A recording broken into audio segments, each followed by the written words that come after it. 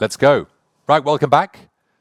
IGF studio being broadcast around the world. Let's explore the profound significance now of the new Hindu temple in Abu Dhabi and how it serves as a beacon of unity between India and the UAE. We're going to delve into the cultural significance of this temple for the Indian diaspora in the UAE and explore how it symbolizes harmony, unity and cohesion. This session is also going to uncover how the temple promotes business collaboration and contributes to the prosperity and harmony of both nations. I'm thrilled to be joined by our final IGF studio guest, Brahmavihari Swami, who has led this historic project of the first traditional Hindu Mandir in the Middle East. He's a spiritual leader, creative thinker, motivational speaker, and relentless champion of humanitarian causes. And he grew up in Leicester in England. And I love that little statistic. Thank you so much for joining us today. Thank you. I feel privileged. Thank you. Thank you.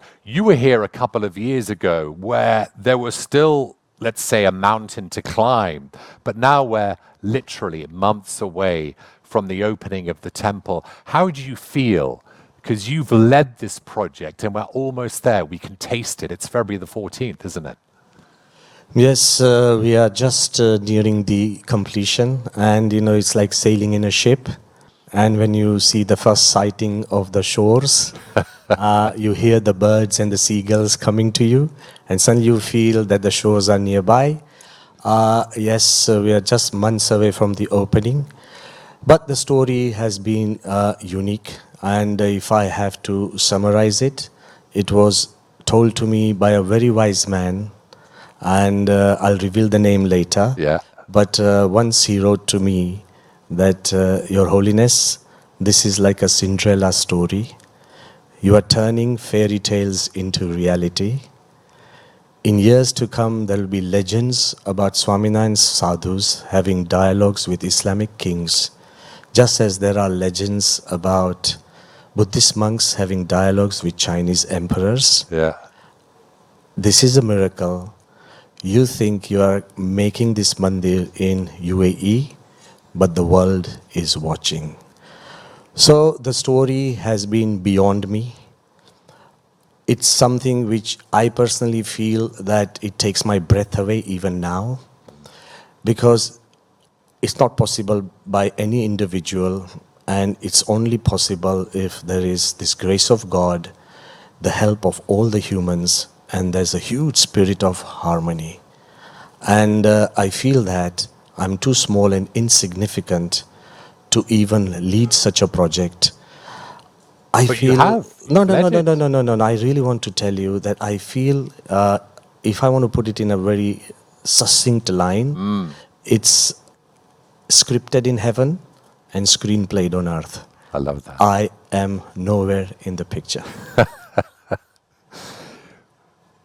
Nevertheless, you've been there. In 2015, it was announced the foundation stone was laid in 2019. How have you changed through this process, you yourself? See, most of the people that tell me that, Swami, you have been able to change the contour of the earth. We all have space on this earth. But when it's the first Hindu temple in this region, in the history of humanity, we are changing minds, we are changing hearts. But as you've just asked me, if you say that how have I changed, recently somebody asked me that, Swami, how is this temple different than all the other temples that BAPS... And you've been a part of many of them. The BAPS Swaminarayan Sanstha has made 1,200 temples across the world. Some as huge as Akshardhams, and the one that was just recently opened in Robbinsville. Yeah. I have been a part of many. But then I answered, and I'm just giving you the answer I gave about 2 days ago, very naturally. And they said, Swami, this seva or service or this temple, how is it different? I said, look, I don't think it's any different, number one. But it's like walking. Walking is the same everywhere, but walking on the earth is a little different than walking on the moon. A temple in this part has not just changed me, it's given me a more broader perspective that any religious place, be it a temple, be it a mosque, be it a church. What is that perspective? What's that broader perspective that it's is given you? that it has to be universal. It cannot be meant for just your followers. Religious people many times think just of their followers. Real This is big. spirituality is universal. If you just focus on your people and the well-being and the goodwill of what you have, you are not touching true spirituality. And true spirituality has to be universal. And that's one of the things, has touched me. The other thing I have felt, and as you've asked, that genuinely, this is not read from any positive thinking book or any scripture, but genuinely I feel that nothing is impossible. As long as you have a breath in your body and your eyes are open, everything is possible. It's already this wonderful symbol of cohesion. It's a confluence of simplicity, spirituality. It encompasses harmony and tolerance. What next? Because you've been on this journey, you're on this boat, the sea's probably been a bit violent at times. Pretty violent at times. I bet you. And the seagulls are in the air, gliding in the wind. You can see the shore. What happens when you get to the shore? Is it better to travel than arrive? What happens when you arrive? See, by the time you finish the journey, you have changed. Yeah. So when you do land, you have grown. Yeah. And when you grow from within, then I personally believe it's the greatest reward of doing any spiritual work is what you become. And I really want to emphasize that I have come to realize that harmony or love or tolerance is not a noun, it's a verb. We sometimes, see it as a beautiful noun, something that you really value, but it's only valuable if it's in action. So to go out and help. So just for your information, through the COVID phase in India, we were able to win the love and trust of everybody across caste, creed and country, and provided so much oxygen to India when it was needed. Again, in the Ukraine crisis, we were there with volunteers to help the refugees and people. So I believe a temple is not just a place of beauty or tradition. It should not just celebrate the past. It should address the present. And I believe it should recalibrate the future. And it's an onward going journey. Doesn't stop. As you change, your goals change. And as your goals grow, joy grows. We said in the introduction, it was almost strange reading it about the temple being a place of collaboration for businesses. This is the India Global Forum. We talk about businesses. Of course, you need to bring it down to business. Anyway, it doesn't matter. Let me talk about it. But it's almost interesting as a concept because you don't associate the word business and Mandir, do you? So is there a link between it? I mean, no, one of the things I'll tell you. Do you have a link between No, I'll tell you. Trade or business as anybody else would see it, it's different. Yeah. But let me tell you very clearly, it inspires faith and trust. The temple generates three things which I believe: truth, transparency, and trust. And every genuine business should have these three things. Yeah, I love truth, that. Transparency, and trust. Yeah. Without trust, I'll give you this classic example that we wanted marble, Acqua Bianca from Italy, and it was heavy COVID. And normally, there is a tradition which everybody is listening, they would know, that there is this belief that in Italy, when you go to a marble mine, that you have to go physically there, look at the marble, it should not have cracks, it should be the same marble that you want. There's so many things that you need to do to get the marble right, okay? So you would send 6 volunteers who would stay on the mines, find the marble. But because of COVID, nobody could Couldn't travel. do that. Yeah. And I was running against time. So I tried with all my heart and my faith. We called the marble owner on simple video call. And we asked him to show us the marble pieces on what? Video call. And I requested him and said that, look, we move on with trust. You send me your best marble. And you know what I want to tell you? In the history of BAPS, we have built 1,200 temples. This is the finest marble we were given because we trusted. There you Business grows because of trust. Business doesn't grow because of the agreements that you do. If you develop trust, business grows. So if you want to say how this temple helps, one of the things that was also said when India and UAE signed this huge trade agreement, I don't know what it was or something like that, but the few people who were there and some of the locals leaders who were there, they told me once that, Your Holiness, we want this trade agreement to last 1,000 years like the temple.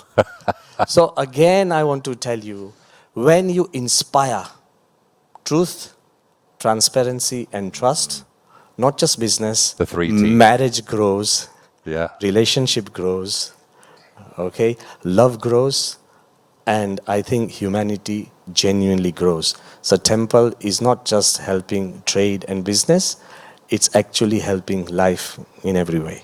Talk to me about Leicester. So I was researching yesterday. There you are. I know you will not bring out the ghosts. And I discovered that you grew up in Leicester in England. It's a Midland city in England. They won the Premier League a few years ago, which was an enormous shock. Like, it was unheard of because they'd never had any success of such grandiosity. And when I discovered that you grew up in Leicester, you were super successful with your education and you could have gone to Oxford, but you chose a different path. What are your memories of Leicester and that time of your life? Look, one thing for the audience that's listening or is screened in, normally when we become monks, the first and the most important rule that we have is like we give up our families for life. Like communication with our parents, family members forever. But they have given us the permission to be a monk willingly. The second, of course, we give up taste, means we do not taste things separate, like, hot potatoes, that's Leicester, okay, and all that. So that's the second thing. We do not touch money, have bank accounts. In our clothing, we do not have stitches, we have no pockets. If you have pockets, you have possessions. Okay, we observe celibacy. And we overcome ego and not arrogant. So now that you're asking me, what are your memories of Leicester? I try and forget them, but of course... Why? But because it's a part of our sadhana, but still, recently when I went back to Leicester, all the kids who were studying with me in Leicester, around 40 of them, they found out, so they came down to see me. One, his name was Muhammad Ashraf. He's become an imam in Leicester. So he came down to see me. And all his followers were all there and is wondering what a Hindu sadhu and a Muslim imam, both who were studying in the same class. Okay. And I hope he's listening. So Muhammad, he came down to meet me. Another school friend who was 1 year older to me, his name is Chris Pyatt. He became the welterweight boxing champion of the world. So he's been very useful and helpful to me during our Leicester school days. But all of them had come. But I wanted to say that the most important memories that I have is of school days. Of first trying to help Grace Road when it was really getting a little difficult. So I organized sponsor walks to get charity money to revive the cricket stadium. And for your information, when I became a monk, Mike Braley, who was captain of England. Yes. No, there was a big caption in the Indian newspapers. So he had come to India and he came down to see me. because I had helped, at that time David Gower was the captain of Leicester. Yes. So he came down as well to see me in Probably the most yeah, famous okay, Leicester player of all time. Yeah. So he came down to see me, but the headlines in the Indian papers was, Yeah. at that time Mike Brealey had been dropped by England. Yeah. So the headline went, I had given up England to go to India. So one who dropped England with one who England dropped. So these are some of the memories that I have, but it's about sports, it's about studies, and so many nice memories. Haymarket Theatre. And there was Lewis's store right in the middle. Yeah. So all those, we have some great memories. And that was a real golden era of English cricket with Mike Brealey and David Gower, Ian Botham, of course. I know you've traveled the world, you've studied cultures, you've studied histories, you've studied philosophies. What's the essence? We started with the journey on the boat with the seagulls. What's the essence of your journey? Personally, as I personally move on in life, one thing that my spiritual master, His Holiness Pramukh Swami Maharaj, always taught me, that spirituality has to be as gentle as a breeze. People would love to sit in it. Once it becomes a wind, people shut windows. The biggest challenge for spiritual people on this earth is sometimes religious people, spiritual people, they become a wind.